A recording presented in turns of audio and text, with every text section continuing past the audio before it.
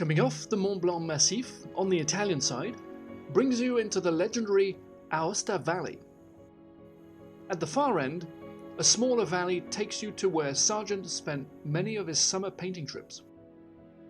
His alpine retreats offered him the relief he needed from the busy life and commissions back home.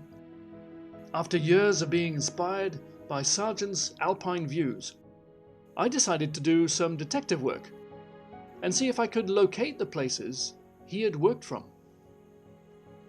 In my spare time, I became obsessed, studying maps of these areas and then using 3D technology to identify exact positioning of geographical landmarks. And I finally realized that all this was within driving distance. So I hatched a plan to go and explore. I didn't know when I would have the opportunity, but my mountaineering trip brought me so close, I couldn't let the opportunity go. The moraine was my first obsession to locate.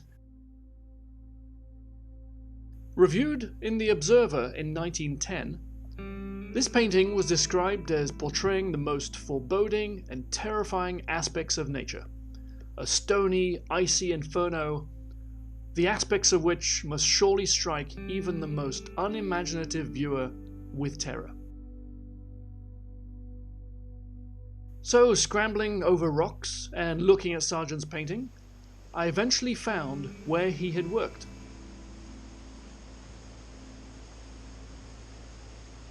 Since 1908, rocks have obviously had time to move, but in the right place and with the proper alignment, I could see his composition.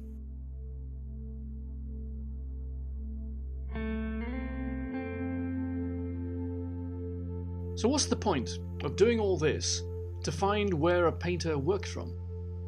Well, aside from just pure curiosity and feeling like you have stood in the presence of greatness, I want to see if I can get some idea of how these artists looked at their subject.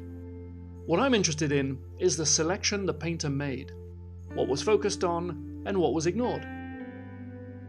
I'm trying to imagine Sargent painting next to me and looking at his choices that are available to anyone standing in the same spot.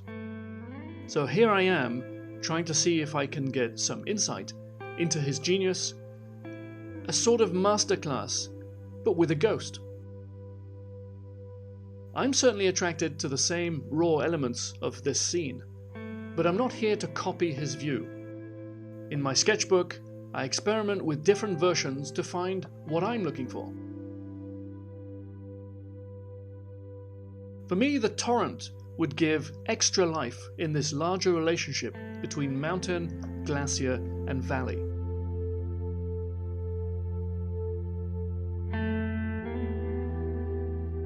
My whole experience on site helps me channel this into a larger version at the studio, where I can develop more textures and details across this rocky moraine.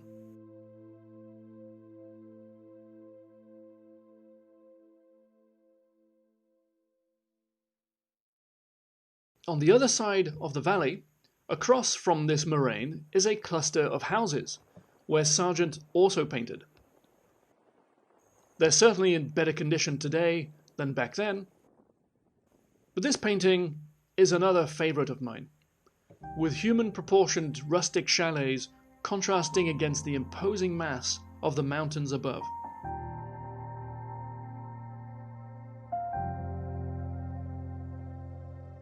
Their same contrast today with the majestic surroundings is still an inspiring reminder of how small we are between these rocky giants.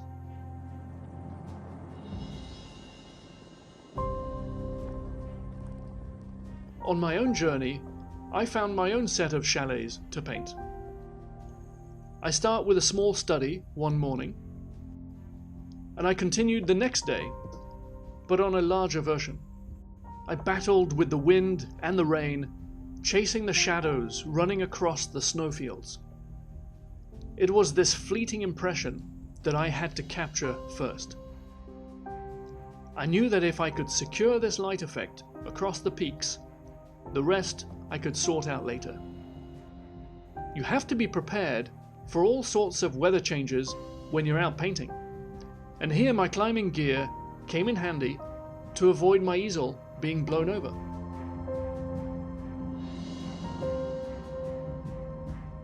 The aim here is not to make a replica of a master painting, but rather channel your inspiration for their work and make your own choices.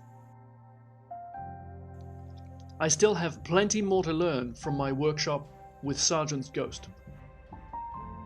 But the weather was changing, and it was time to take my easel to new heights. I'm heading to the Aiguille du Midi to push my painting boundaries a little more.